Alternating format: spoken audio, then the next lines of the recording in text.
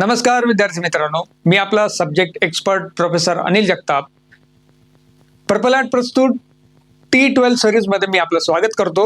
Discrete mathematics 2024 pattern ह्या सब्जेक्टसाठी म्हणजे 4 जे कॉमन ब्रांचेस आहेत त्यांच्यासाठी मी आज आपल्याला गाईड करणार आहे, जे की computer science and designing and computer science and engineering या सब्जेक्टसाठी मी आज आपल्याला गाईड करणार आहे. आता महत्वाचं म्हणजे काय की ह्या सब्जेक्टचा पेपर पॅटर्न काय आहे. बेसिकली तुम्हाला 70 मार्काचा पेपर तुम्हाला असणार आहे. या 70 मार्काच्या पेपरमध्ये 10 क्वेश्चन्स असतील. 10 क्वेश्चन्स पैकी 5 क्वेश्चन हे तुम्हाला सॉल्व्ह करायचे आहेत. जर 5 क्वेश्चन बघितले तर 5 क्वेश्चन मध्ये सुद्धा तुम्हाला 2 ते 3 क्वेश्चन हे असतील. म्हणजेच 6 ते 7 मार्कासाठी एक क्वेश्चन तुम्हाला या ठिकाणी सॉल्व्ह करायचा आहे. आता आपण ह्या क्वेश्चन पेपरमध्ये तुम्हाला सिंगल अँड डबल्स मार्क्स कसे काय मिळू शकतात हे मी तुम्हाला सांगतो. काही वेळेस तुम्हाला डायग्राम्स हे विचारलेले असतात आणि त्या डायग्रामचे जे काही प्रॉपर लेबलिंग जर केले तर तुम्हाला त्याचे मार्क्स हे पूर्णपणे मिळत असतात. म्हणजे 1 मार्क तुम्हाला या ठिकाणी मिळत असतो. काही वेळेस तुम्हाला काय करायचं असतं, ते डेफिनेशन्स हे विचारलेले असतात. ते डेफिनेशन जर तुम्ही प्रॉपरली लिहिल्या तर त्याचे 2 मार्क्स हे तुम्हाला मिळत असतात. फॉर एक्झाम्पल ट्रान्सपोर्ट नेटवर्क असेल, कटसेट मॅट्रिक्स असेल, त्याचे जे काही वेगवेगळे स्टेजेस असतात तर त्या स्टेजेसचे सुद्धा तुम्हाला 1 मार्क्स हे मिळत असतात. जे काही टॉटॉलॉजी असेल किंवा प्रोपोजिशन्स असतील त्या प्रोपोजिशनचं डेफिनेशन किंवा त्याचे जे काही बेसिक ट्रूथ टेबल जे असतील तर ते जर तुम्ही प्रॉपरली लिहिले तर तुम्हाला त्यामध्ये सुद्धा 1 किंवा 2 हे प्रॉपरली मार्क्स मिळत असतात. आता आपण ह्या सब्जेक्टचा प्रॉपरली अभ्यास कसा करायचा आहे, कोणत्या टॉपिकवर तुम्हाला भर द्यायचा आहे याबद्दल आपण फोकस करूया. पहिल्या युनिटमध्ये जर आपण विचार केला तर सेट ऑफ ऑपरेशन याच्याबद्दल तुम्हाला चांगल्या प्रकारे फोकस करायचा आहे. इन्क्लुजन एक्सक्लुजन हा जो टॉपिक आहे चांगल्या प्रकारे स्टडी करायचा आहे. प्रोपोजिशन्स म्हणजे ट्रूथ टेबलचं जे काही बेसिक टेबल्स असतात ते तुम्हाला चांगल्या प्रकारे स्टडी करून त्याचे जे काही एक्झाम्पल्स असतात ते तुम्हाला चांगल्या प्रकारे स्टडी करायचं आहे. नंतर युनिट नंबर 2 मध्ये Warshall's algorithm, Hasse diagram and type of function या टॉपिकवर तुम्हाला चांगल्या प्रकारे भर द्यायची आहे. युनिट नंबर 3 मध्ये Huffman coding, transport network and max flow min cut हा जो टॉपिक आहे तुम्हाला चांगल्या प्रकारे स्टडी करून घ्यायचा आहे. युनिट नंबर 4 मध्ये descriptive algorithm, isomorphism and planar graph हे जे 3 टॉपिक आहेत ते तुम्हाला चांगल्या प्रकारे स्टडी करायचे आहेत. त्यानंतर युनिट नंबर 5 मध्ये परम्युटेशन अँड कॉम्बिनेशन्स. आता परम्युटेशन अँड कॉम्बिनेशन मध्ये खूप सारे टॉपिक्स हे आहेत ते तुम्हाला चांगल्या प्रकारे स्टडी करायचे आहेत. परम्युटेशन आणि कॉम्बिनेशन यामध्ये डिफरन्स काय आहे हा सुद्धा तुम्हाला प्रॉपरली समजून घ्यायचा आहे. आता याच्यानंतर आपल्याला बघायचं आहे की इम्पॉर्टंट क्वेश्चन्स किंवा इम्पॉर्टंट टॉपिक कोणत्या गोष्टीमध्ये तुम्हाला भर द्यायचा आहे. युनिट नंबर 1 मध्ये इन्क्लुजन अँड एक्सक्लुजन यामध्ये तुम्हाला चांगल्या प्रकारे भर द्यायची आहे. सोबत प्रोपोजिशन हा जो टॉपिक आहे हा सुद्धा तुम्हाला चांगल्या प्रकारे करून घ्यायचा आहे. युनिट नंबर 2 मध्ये हेज डायग्राम हा जो टॉपिक आहे तुम्हाला प्रॉपरली स्टडी करून घ्यायचा आहे. युनिट नंबर 3 मध्ये ट्रान्सपोर्ट नेटवर्क हा जो टॉपिक आहे याच्यावर खूप सारे क्वेश्चन्स हे विचारलेले असतात, खूप वेळेस विचारलेले आहेत. युनिट नंबर 4 डिस्क्रिप्टिव्ह अल्गोरिदम हा जो टॉपिक आहे तो तुम्हाला चांगल्या प्रकारे स्टडी करायचा आहे आणि सोबत प्लेनर ग्राफ सुद्धा चांगल्या प्रकारे अभ्यास करून घ्यायचा आहे.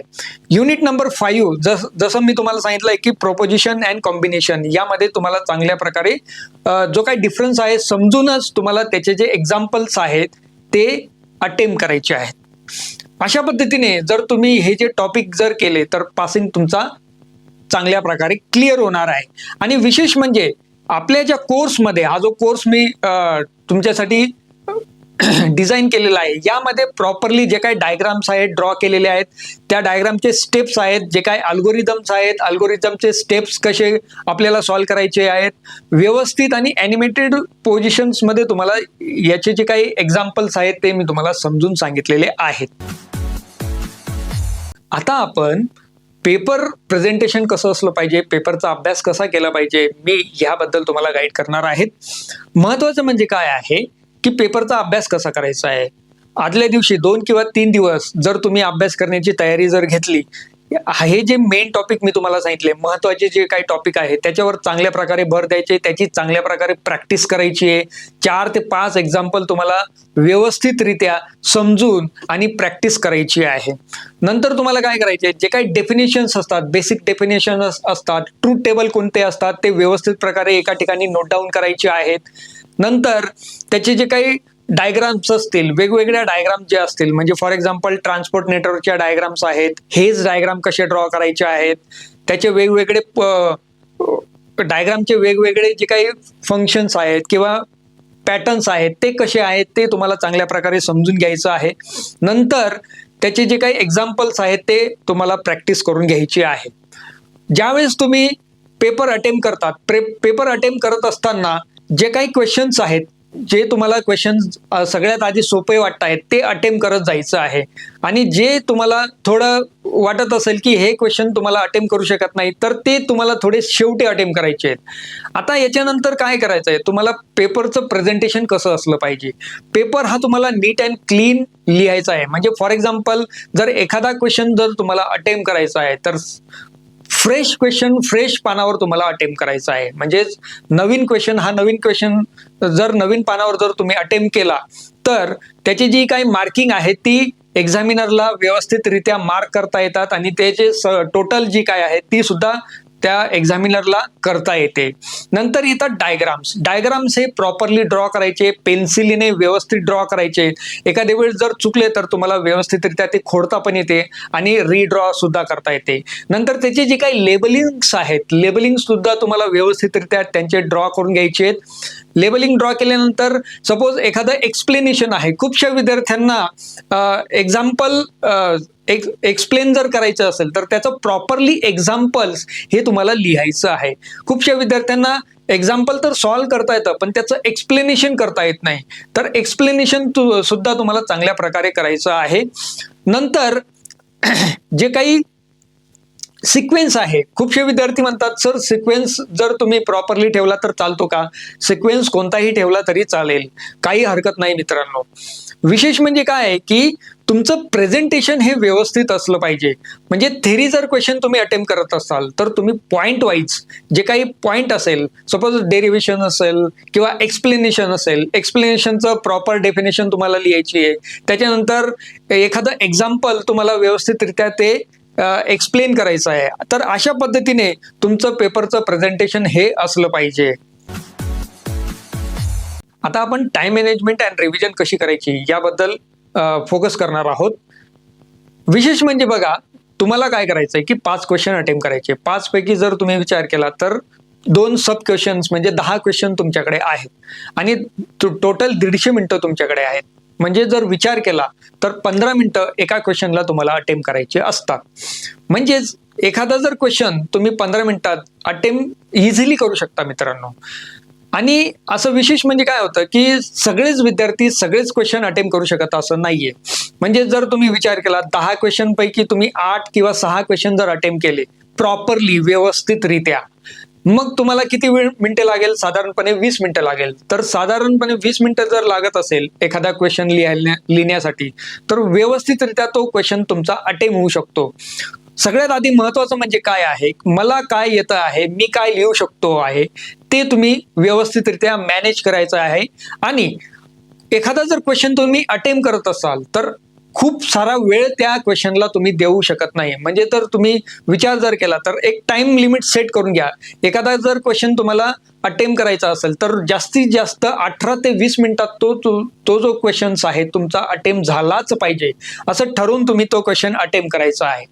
म्हणजेच अशा पद्धतीने जर तुम्ही टाइमचं मॅनेजमेंट केलं तर पूर्णपणे तुमचा पेपर हा व्यवस्थितरित्या अटेम्प्ट होईल आणि शेवटी 10 मिनिटात व्यवस्थितरित्या जे काही समराईज आहे ते तुम्ही करून घ्यायचं आहे आणि व्यवस्थितरित्या बघून घ्यायचं आहे की काही गोष्टी तुमच्या राहिल्या तर नाहीये ना, कुठे ब्रॅकेटिंग करायचं आहे, एखादं फायनल आन्सर असेल तर त्याला बॉक्स करायचा आहे, अंडरलाईन करायचं आहे.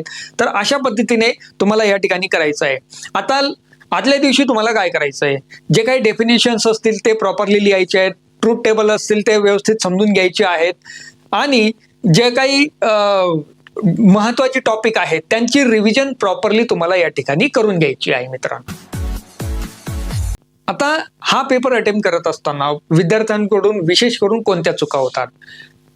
महत्वाचं म्हणजे काय की एखादी कन्सेप्ट त्यांना समजत नाही.